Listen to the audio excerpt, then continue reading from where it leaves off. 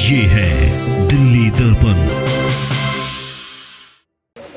पहले तो मैं कोई बोलने वाले है क्या कुछ?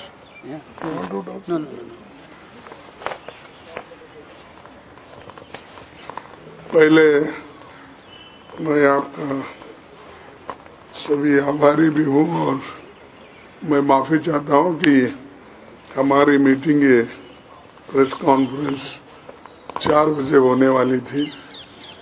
किसी कारण ने थोड़ी सी देरी हो गई, इसीलिए मैं क्षमा चाहता हूँ।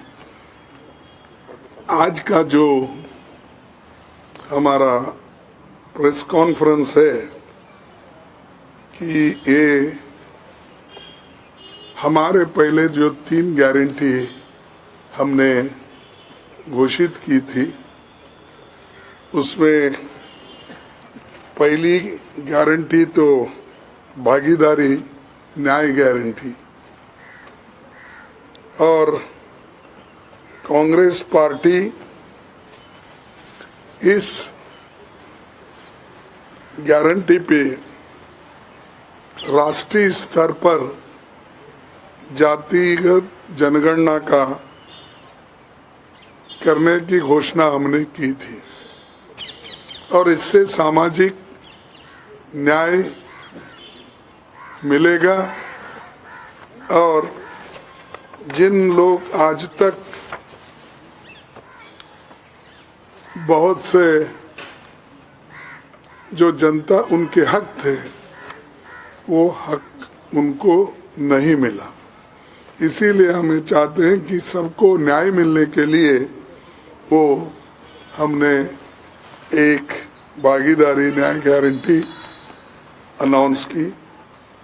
दूसरी जो है, दूसरी गारंटी किसानों के लिए एमएसपी का हमने अनाउंस किया और ये फसलों की एमएसपी गारंटी खरीदने का कानून हम बना रहे हैं, इसको लीगलाइज कर रहे हैं। ये एक हमारी गारंटी है। और तीसरी गारंटी युवा न्याय गारंटी, जो युवाओं के लिए हम खास करके जो एम्प्लॉयमेंट में उनको जगह नहीं मिल रही है और 45 साल में इतना बहुत बड़ा अनएम्प्लॉयमेंट इस देश में हुआ है और उसके लिए सरकार जिस ढंग से इसको, इस समस्या को सुलझाना चाहिए था, वो सुलझा नहीं सके और बहुत सी बातें करके उन्होंने इसको निपटाने की कोशिश कर रहे हैं। तो एक भर्ती भरोसा जिसका निर्णय हमने लिया, वो एक खास है, जो खाली जगह है जल्द से जल्द हमारी सरकार आने के बाद इसको भी हम भरेंगे और जितने भी वैकेंसीज है वो अगर हम भरे तो एक पक्की नौकरी सबको मिलेगी। इस दृष्टि से ये भर्ती भरोसा एक, और जो पक्की नौकरी, ये जो है खास करके युवाओं में बहुत से जगह स्किल डेवलपमेंट नहीं है। अप्रेंटिसशिप कोर्स को पीछे ढकल दिया गया है। 1961 में जो अप्रेंटिसशिप एक कोर्स हमेशा हर इंडस्ट्री में होता था, उसको स्टाइफंड भी देते थे और जैसा जीएसटी याद आ रही बहुत, तो उसकी मार बहुत गिरी हमको, इसलिए तो जीटीटीसी जो इंडस्ट्रीज डिपार्टमेंट के ओर से 1 साल के लिए ट्रेनिंग दिया जाता है, उसको उनके ऊपर कम से कम 1 लाख रुपए खर्च किया जाता है। वो स्कीम को हम मजबूत बनाएंगे। ये पहली नौकरी पक्की ये युवा न्याय गारंटी के तहत ही ये हम करेंगे। इसके अलावा और एक घोषणा अभी हमने किया है। आज नंदुरबार में जो गारंटी हमने सुबह यहाँ से लिख के भेजी थी, वो वहाँ पर पब्लिक मीटिंग में उस गारंटी का अनाउंसमेंट राहुल गांधी जी ने किया है। तो वो गारंटी है कि आदिवासी न्याय गारंटी, आदिवासियों को न्याय देना ये हमारा पहला कर्तव्य है। और उनको सताया जा रहा है, उनकी जमीन छीनी जा रही है, उनको फॉरेस्ट से बाहर निकाला जा रहा है, उनको उनके ऊपर इतने क्रिमिनल केसेस हो रहे हैं और उसके अलावा हरासमेंट हो रहा है। वहाँ महिलाओं का रेप होता है, बच्चियों का रेप होता है, कोई पूछने वाला नहीं है। बॉन्डेड लेबर उनको ट्रीट किया जाता है। बहुत से आदिवासी लोगों को वो बॉन्डेड लेबर के तहत वो बाहर ले जाते हैं, माइग्रेंट वर्कर्स के तहत ले जाके उनके सालों से रख लेते हैं। इन चीज़ों को हम इन चीज़ों से छुटकारा पाने के लिए उनको हम ये आदिवासी न्याय गारंटी दे रहे हैं। इसमें सुशासन और जैसा कि मैं अभी कहा कि वन अधिकार नियम, और इनके लिए एक केस अभी स्पेशल बजट तो है लेकिन कोई इम्प्लीमेंट नहीं करता। SC ST special component plan ये कानूनी देना चाहिए, लेकिन बहुत से जगह ये देते नहीं।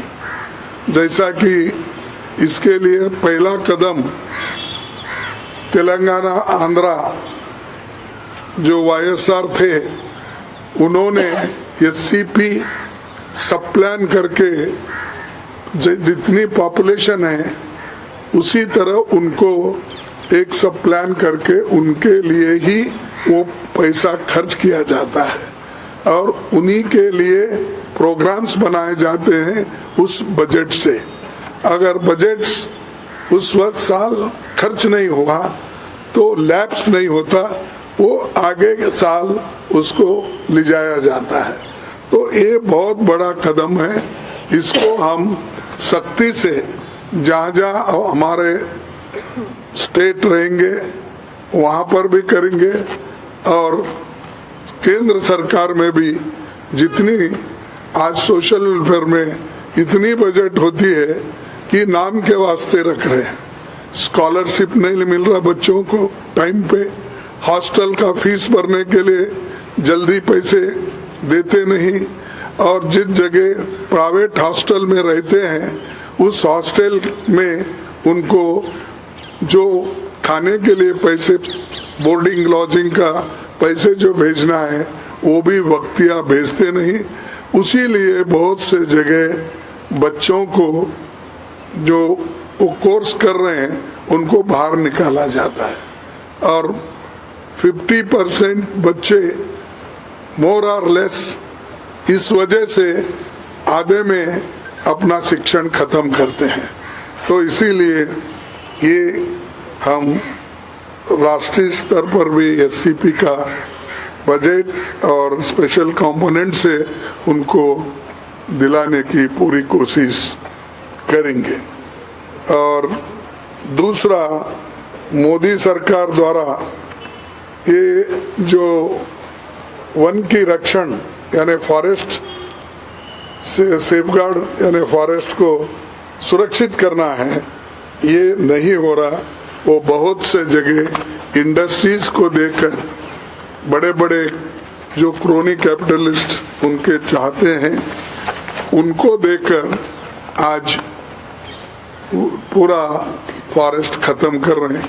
उससे बारिश भी कम हो रही है, उससे जो लोग फॉरेस्ट के अंदर थे वो लोग एक एक करके बाहर आ रहे हैं और जमीन भी जो इनके कब्जे में थी वो भी उससे छुटकारा हो रहा है। तो उसको मजबूत बनाने के लिए कि उनके साथ ही रहे जमीन, जंगल और उनका और एक वर्ड है जल सॉरी पानी। तो ये तीनों का रक्षण करना हम जरूर हमारा ये मुख्य मुद्दा रहेगा और उनको रक्षण करने के लिए पूरी कोशिश हम कानून के तहत करेंगे और उनकी हिफाजत करेंगे। और एक विशेष ये है कि जो पैसा जो पहले से ये कानून है, इस कानून के तहत ये पंचायत में इसको ग्राम सरकार हम बोलते हैं, लेकिन उनको जो अधिकार वहाँ मिलना है वो नहीं मिलता। तो इसलिए उनको मजबूती से जो कानून के तहत हमारे विलेज पंचायत है, तालुका पंचायत है, जिला पंचायत लेवल में उसकी मजबूती हम लाएंगे। एक हमने उसी गारंटी में ये रखा है। और पांचवी ये उसमें ये है कि ये जो हमारे आदिवासी न्याय केस में कांग्रेस पार्टी द्वारा ये लाए जाने वाले एमएसपी का अधिकार जो कानून है और उसको जो कानूनी दर्जा देगा वो छोटे वन उपज वालों को भी कवर करेगा। यानी छोटे मोटे जितने भी फॉरेस्ट है या ये है उसको भी उसी तरीके से हम हिफाजत करेंगे जैसा एमएसपी के लिए हम गारंटी दे रहे। तो जो भी फॉरेस्ट एरिया में उगते हैं, जो भी उत्पन्न होता है, उसके लिए भी हम एक अपना कानून बनाएंगे। ये चीज़ें हमने कर रहे हैं और इसके बाद फिर गारंटी और भी है, वो हो सकता है कल और परसों भी हम गारंटीज अनाउंस करेंगे। फिर आखिरी में जो मुंबई में हमारी अंत्य सभा यानी समाप्त सभा होगी और उसमें ये सारी चीज़ें वहाँ पर लाकर हम बोलेंगे। और आप सभी को धन्यवाद देता हूँ क्योंकि ये जो चीज़ें हम कर रहे हैं आपके सामने रखे हैं, इसीलिए आप जो बहुत ही देर हो गई तो भी आप बैठकर हमारे प्रेस कॉन्फ्रेंस को महत्व दिया, इसलिए आपको भी धन्यवाद देते हुए मैं अपने बात को ख़त्म करता हूँ। इसी विषय पर रखेंगे, प्रयास करेंगे एक एक करके पहला सर खरगे साहब, ये SC/ST सब प्लान के तहत आदिवासियों को स्पेशल पैकेज देगी पहला, और दूसरा आपने ये अभी कहा है कि वन उपज को MSP के दायरे में लाया जाएगा। ये दोनों चीजें क्लैरिफाई करते हैं कि क्या ये देखो एक्ट में ये प्रोविजन है जिस जगह MSP में ये सब प्लान मीन्स बजट जो होता है उसमें एक सब प्लान होता है। वो सब प्लान क्या है, SC और ST के लिए जितना उनकी जनसंख्या है उसके अनुसार बजट रखा जाता है। फर्ज करो मेरा बजट 10 लाख करोड़ है, प्रोपोर्शनेटली SC का 15%, ST का 7% या 8% वो बजट अलग रहेगा उसमें इरिगेशन प्रोजेक्ट करने के लिए, उनके लिए बोरवेल डालने के लिए, एग्रीकल्चर लैंड खरीदने के लिए, छोटे मोटे बिजनेस करने के लिए, ये सब पैसा उसमें दिया जाएगा। इससे क्या होता है कि उनका पैसा उनके पास जाएगा, उनके वेलफेयर के लिए जाएगा। ये उसका मतलब है। ये 2 स्टेट में अब लागू किए हैं। जब हमारी सरकार हैदराबाद में थी, यानी मिल के थी, उसको भी किए। अब अलग हो गए तो भी वो जारी में है। और तीसरा क्या, कर्नाटक में भी ऑलरेडी अब जो बजट बनते हैं हमारे, अब 6-7 साल से, वो बजट में भी हम ये सब प्लान का रखे। दूसरी चीज आपने जो पूछी कि जैसा आप MSP का गारंटी है, वैसा ही वहाँ जो फॉरेस्ट आइटम्स है उसको भी हम नोटिफाई करेंगे। जैसा अब 23 आइटम पे हम गारंटी देते हैं, यानी MSP देते हैं, वैसा ही वहाँ पर जो लोगों की डिमांड है उन चीज़ों को हम नोटिफाई करके उसी आधार पर उनका जो मिनिमम सपोर्ट प्राइस है वो देंगे। मोहित एक करके मोहित साहब, मेरा सवाल आपसे ये है कि अभी आपने कहा कि नौकरी की गारंटी, पक्की नौकरी की गारंटी आप देंगे, इसको लेके आपका क्या आंकड़ा है? भारतीय जनता पार्टी ने भी कहा था कि हम 2 करोड़ नौकरी देंगे, तो उस वादे से आपका वादा कितना अलग है? ये अलग तो मैं आपको स्पष्ट किया भाई, 30 लाख वैकेंसीज पड़े हुए हैं, वो अर्धसैनिक में हो या अपने पुलिस में हो, रेलवे में हो, LIC में हो, ऐसे बहुत से सब आंकड़े अगर आप निकाल लेंगे तो 30 लाख वैकेंसीज है। अब उसको ये लोग भर्ती नहीं कर रहे हैं, इसीलिए भर्ती नहीं कर रहे। अगर वो भर्ती करेंगे तो उसमें 50% रिजर्वेशन जाएगा, और 50% रिजर्वेशन गया तो किसको जाएगा?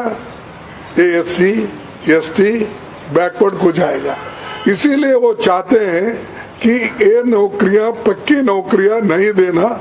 इसीलिए वो क्या कर रहे हैं कि कॉन्ट्रैक्ट बेसिस पे लेना और अपने डेली बेसिस पे लेना, लेकर उनको नौकरी आज चढ़ा रहे। तो उसमें क्या होता है, कईयों को प्रोविडेंट फंड नहीं मिलता, ESI नहीं मिलता, कोई और जितना भी उनको अपने जो भी है क्या हॉस्पिटल फैसिलिटीज नहीं मिलते, ऐसे चीजें हैं, बारीक चीजें। तो उसको हम क्या कर रहे हैं कि जितने सरकारी वैकेंसीज है वो तो पहले भरो। 2 करोड़ का तो जो 2 करोड़ के हिसाब से अब तो 20 करोड़ देना था मोदी साहब, कहीं दिए क्या? अगर मैं बोलूं तो आप कोई छपते भी नहीं, क्योंकि वो झूठ बोल रहे बोले तो ये क्यों ऐसा खरगे साहब बोलते। अरे उन्होंने खुद ही बोले इसमें 2-2 करोड़ नौकरियां दूंगा 10 साल में, तो 20 करोड़ नौकरियां होना था, ये नहीं दिए। अगर मैं जनता से पूछता हूं तो मेरे को रेस्पॉन्स आता है, क्या बोल के नहीं बोलते। तब मैं पूछता हूं क्या मोदी साहब झूठे हैं, क्या आप नौकरियां लेके आप झूठ बोल रहे हैं? तो ये है। तो और उसके बाद 15 लाख का भी वैसा ही बोले उन्होंने।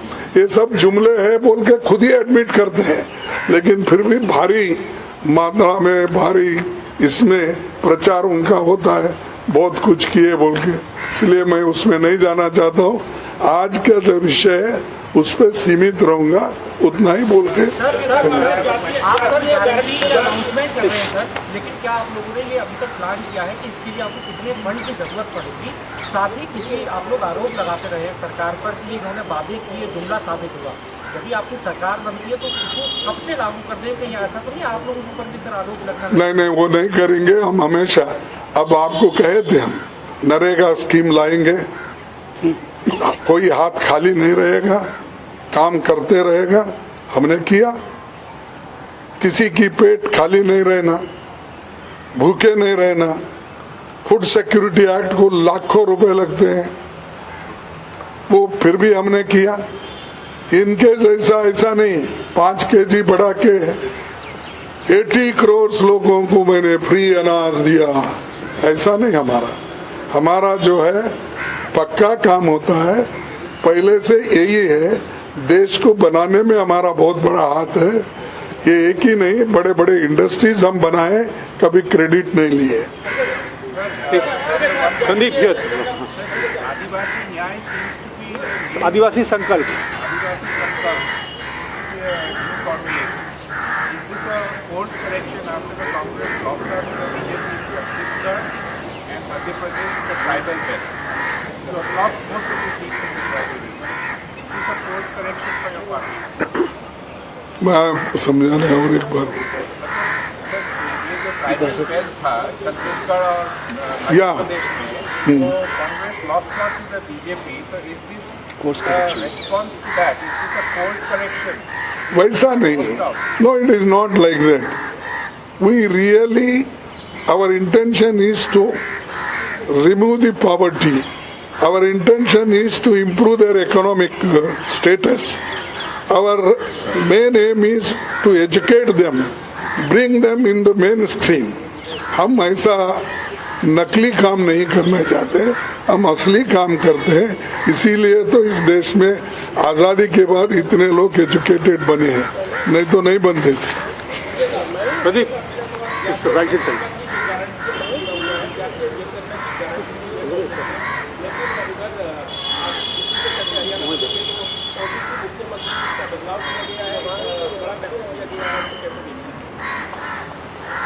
देखो भाई, उन्होंने क्या किए इसमें हम जाना नहीं चाहते. वो उनको अधिकार है, वो कर लेते हैं. हम क्या करना चाहते हैं हम आपके सामने रखें. Vijayalakshmi sir, right side. आपने सरकारी नौकरियों की बात की और प्राइवेट सेक्टर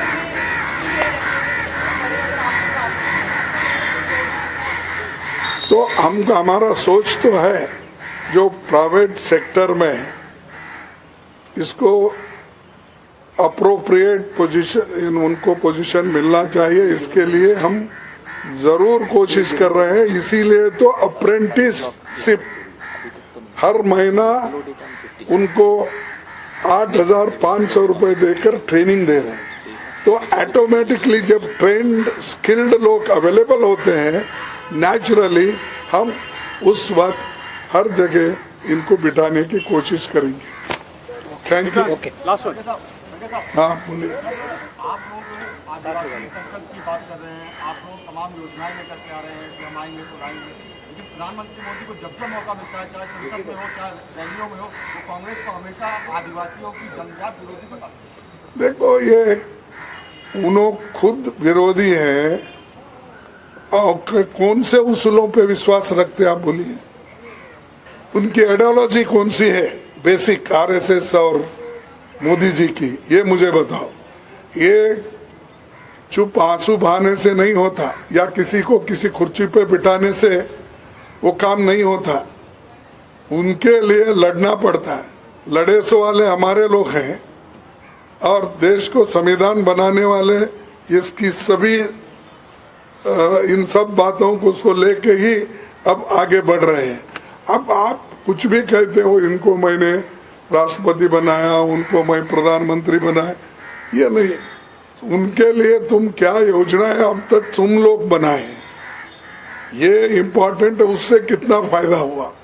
चुप लिप सिंपैथी, ये इससे कोई फायदा नहीं होता. सर, मेरा सवाल. हाँ बोलिए बोलिए. हाँ सर, मेरा इस संकट की घड़ी में हाँ कांग्रेस एक क्रॉस रोड्स पे खड़ी है. बहुत सारे सीनियर लीडर्स आपके पार्टी के चुनाव लड़ने से इनकार कर दिए और आप और सोनिया गांधी जी भी पीछे हट रहे हैं. वो विधानसभा में जाएंगे, तो इससे क्या माहौल आपके पार्टी? नहीं, ये गलत है. हम पीछे हट रहे. मेरा 83 एज है. आपको तो 65 में खत्म कर देते तुम्हारे रिटायर होने के. नहीं, सुनिए. तो मैं 83 हूँ, नेचुरली हटता हूँ. अगर आप चांस दे सब जाके बोले हमारे पार्टी के कार्यकर्ताओं को लड़ने दो, उनको बोले तो जरूर मैं लड़ूंगा. सर, मेरा सवाल. सर, 11 नहीं, देखो कभी पीछे होते हैं, कभी आगे होते हैं। उसी सीट पे 10 लोग मांगने वालों का भी लिस्ट है हमारे पास। सर राहुल गांधी लगातार प्राइवेट क्षेत्र में जो पिछड़े तबके हैं, दलित, आदिवासी और पिछड़े वर्ग के लोग हैं, उनका रिप्रेजेंटेशन नहीं है, ये सवाल उठाते हैं। क्या कांग्रेस पार्टी प्राइवेट क्षेत्र में यानी निजी क्षेत्र में रिजर्वेशन के बारे में सोच रही है? एक सवाल। और दूसरा दूसरा कास्ट सेंसस को लेकर आप लोग वादा कर रहे हैं, कर्नाटक में आपकी सरकार है, आपके पास आंकड़े हैं, वो जारी क्यों नहीं हो रहे? वो कब जारी होंगे? अरे कर्नाटक तो सबसे पहले रिजर्वेशन दिया। तो सुनिए, कास्ट बेसिस पे ही हावनूर कमीशन हिंदुस्तान में पहला आया देवराजस के पीरियड में, उसको हमने इम्प्लीमेंट किया। उसके बाद अब बढ़ोतरी होना कम होना वो बात और है, लेकिन इस तत्वों को, इन उसूलों को हमने पहले अपनाया। अभी भी राहुल गांधी जी की यही इच्छा है, हम सबकी यही इच्छा है कि जाति जनगणना होने के बाद हर एक कम्युनिटी का स्टेटस मिलेगा। इकोनॉमिक स्टेटस क्या है, एजुकेशन स्टेटस क्या है, स्किल डेवलपमेंट का क्या है, जमीन किसके पास कितना है, पैसा कितने पास किसका है, इनकम टैक्स देने वाले कितने लोग, ये सब बाहर आएगा। उस वक्त आपका जो प्रश्न है उसका उत्तर मैं जरूर दूंगा। सर मोदी की गारंटी आप भी कर रहे हैं लगातार रेडियो पर और रैलियों में। मोदी की गारंटी प्रधानमंत्री नरेंद्र मोदी कह रहे हैं, तो गारंटी किसकी हाईजैक की है और किसकी गारंटी ज्यादा मजबूत है? कांग्रेस गारंटी बनाम मोदी गारंटी? देखो, आप गलत प्रश्न मुझे पूछ रहे। मेरी गारंटी तो चोरी कर ली है उन्होंने। मैं तो शुरू किया कर्नाटक में, जीती इलेक्शन, उसके बाद में हमने एक आंध्र प्रदेश में किया, तेलंगाना में। ये जो हमने गारंटी बोल के किए, तो मोदी साहब ने हमारी गारंटी को उन्होंने चोरी कर लिए के बोल रहे हैं ये हमारी गारंटी। लेटेस्ट खबरों के लिए सब्सक्राइब करें हमारा YouTube चैनल या फिर लॉग ऑन करें www.delhidarpantv.com। खबरों की कवरेज और विज्ञापनों के लिए संपर्क करें।